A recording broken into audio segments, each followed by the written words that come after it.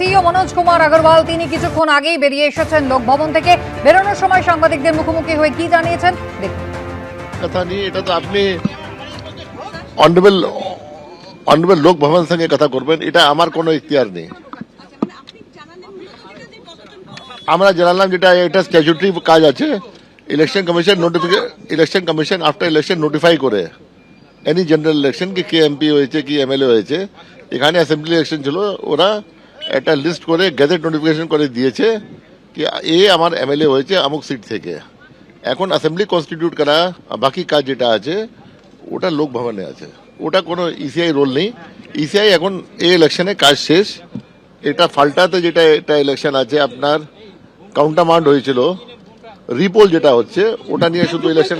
অর্থাৎ নির্বাচন কমিশনের কাজ কিন্তু সামগ্রিকভাবে শেষ হয়ে গিয়েছে, আর তাই গেজেট নোটিফিকেশন এই নির্বাচিত জনপ্রতিনিধিদের তা লোক ভবনে দিয়ে এসেছেন সিইও মনোজ কুমার আগরওয়াল, এমনটাই বলছেন। কিন্তু এই মুহূর্তে যে সংকটটা তৈরি হয়েছে, মমতা বন্দ্যোপাধ্যায় তিনি হেরে গিয়েছেন, তার দল হেরে গিয়েছে, অথচ তারপরও মমতা বন্দ্যোপাধ্যায় মুখ্যমন্ত্রীর পদ ছাড়তে নারাজ।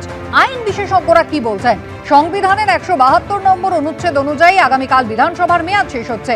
5 বছরের মেয়াদ শেষ হয়ে গেলে বর্তমান বিধানসভা ভেঙে যাবে। মন্ত্রিসভার সদস্যরা আর কেউই এই আইনসভার সদস্য থাকবেন না। যেহেতু রাজ্যপালকে পরামর্শ দেওয়ার জন্য সবসময় একটি মন্ত্রিসভা থাকে, নতুন মন্ত্রীরা যতক্ষণ না শপথ নিচ্ছেন সেই অবধি আগের মন্ত্রিসভাই কাজ চালাতে পারে। আগের মন্ত্রিসভা তদারকি সরকার হিসেবে থাকবে। বিদায়ী মন্ত্রী যদি পদত্যাগ করতে অস্বীকারও করেন, তাহলেও নতুন সরকার শপথ নেওয়ার পর কিন্তু আগের মন্ত্রীদের আর কোনো অস্তিত্বই থাকবে না। মন্ত্রী হিসেবে নিয়োগের জন্য শপথ গ্রহণ আবশ্যক।